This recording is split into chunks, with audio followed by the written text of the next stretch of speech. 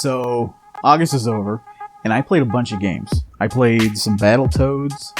I was a dog sled dude in Dog Sled Saga, and that was pretty cool.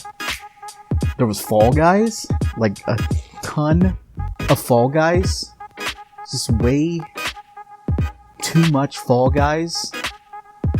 I hate Fall Guys, and I also played through the beta of Marvel's Adventures, and that was pretty great. But this video is about my favorite 10 games that I played in August of 2020. So, let's do it!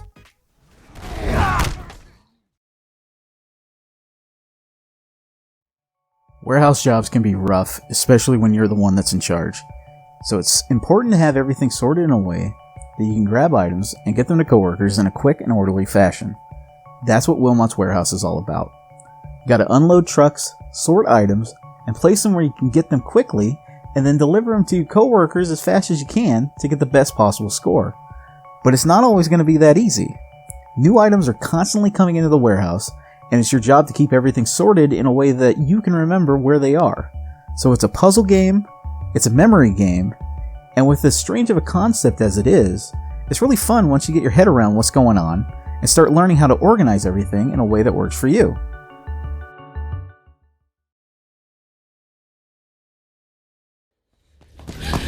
Mom, are you okay? Mom!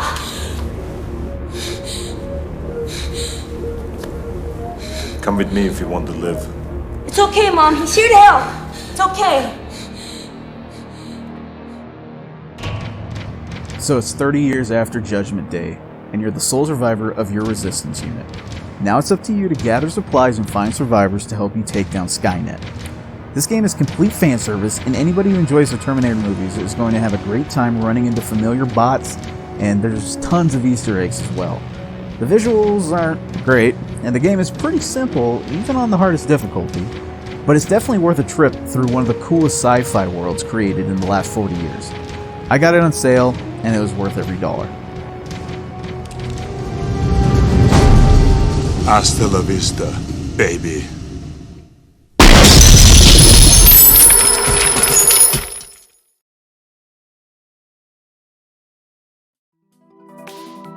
Shipo is a Metroidvania where you're an astronaut, but you're also a sheep. Your assignment? Land on a planet and collect eggs containing offspring of some of the native creatures. However, since you're just a sheep, you don't have any way of defending yourself. So that means it's all about ducking and dodging as you explore the land and run into a whole bunch of different characters. Some wanting to help you out in your journey, and others wanting to make sure you don't complete your task at all. It's not easy, but luckily, as you collect your samples, you'll be able to transform into different species for a limited time to help you get to previously inaccessible places. The aesthetics are awesome, and the music fits in just perfectly in this great little game.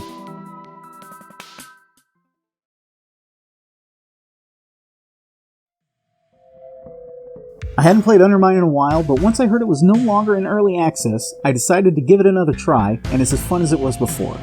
Basically, you play as an endless supply of miners who are diving into the mines and trying to find out what's causing all those earthquakes. As you dig deeper and deeper into the mine, you uncover a shitload of different enemies and bosses to fight.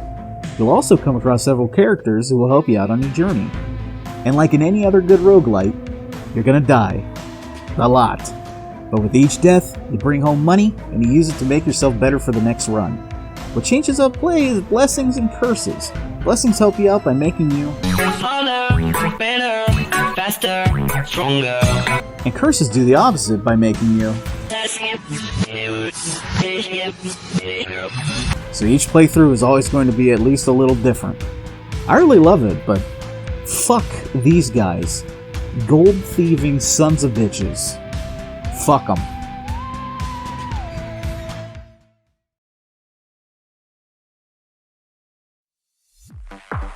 Neon Abyss is insanity. It's like doing cocaine off a hooker's ass in the bathroom of Studio 54. It's fucking nuts, dude. There's badass music, there's guns, there's masks and helmets that change up how your guns work, there's eggs, fucking eggs everywhere, and after dealing tons of damage, these eggs will hatch and give you these little monsters to help you out as you push through the craziest nightclub of all time. And if you're sick of all that, just take a break and dance, man. Just fucking dance.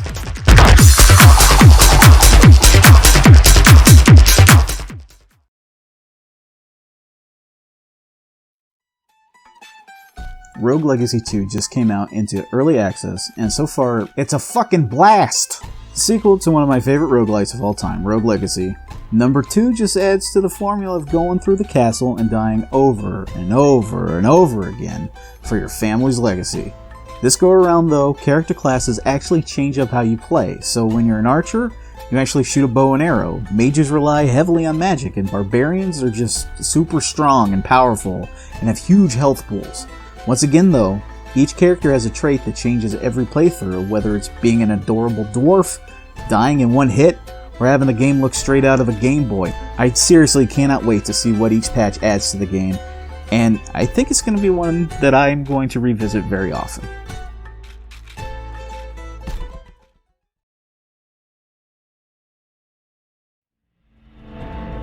Carry On is a reverse horror game where instead of running away from the monster, you are the monster, and you're causing chaos everywhere you go as you attempt to break free from your confinement. This is another Metroidvania, so once again, you're revisiting a lot of areas, and as you become bigger and badder through exploration and the upgrades that you find, you'll be able to access areas you weren't able to before. That way you can push further and further along. There's a lot of strategy here as well, as you come across soldiers with flamethrowers, security drones, and even mechs. You have to be smart to get through, or you'll get ripped to shreds. I really enjoy that as you push through the different areas, it's less about attacking and more about striking at the right moments to make the best of your current situation. It's a really great game that sucks you in and puts you in the shoes, or the tentacles, I guess, of a truly horrifying abomination.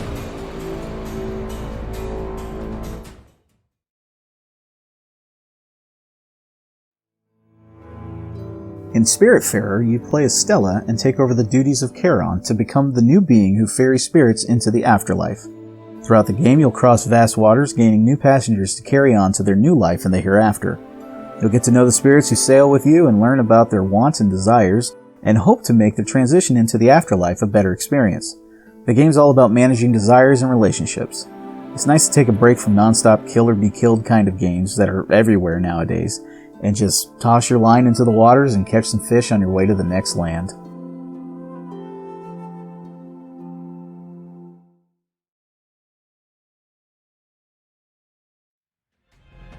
I love a good deck building game, and there have been some really great ones to come out over the past couple of years. Griflands really needs to be added to the list, as it's shaping up to be one of the best that I've ever played. While it's still in early access, the game already seems polished, not only in gameplay, but in art style and soundtrack as well. I like the duality of the game, where not every encounter is just a no-holds-barred fight, but situations often come up where you'll need to talk someone into doing something you want or need them to do. There's something incredibly satisfying about being able to talk your way out of a fight and collect a reward without ever having to brandish your knife. Also, as with other roguelites, when you die, you get to keep some of your unlockables and take them with you into the next playthrough, so you're always getting further and further along in your journey. It's definitely one of the best games in its genre, and it's one that I recommend everyone get if you even have the slightest interest in deck builders.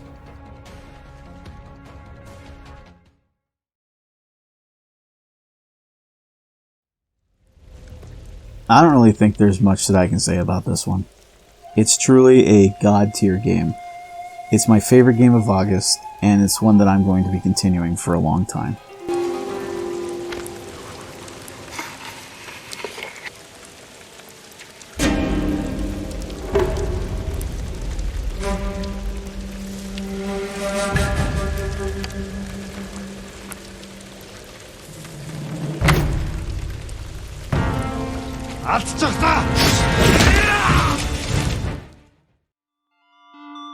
So hey, there you go. I hope you liked the video. Those were my 10 favorite games of August 2020. Did you have any favorite games? What'd you play? Let me know in the comments. Anyways, I'll see you next time. Thanks for watching. Bye-bye!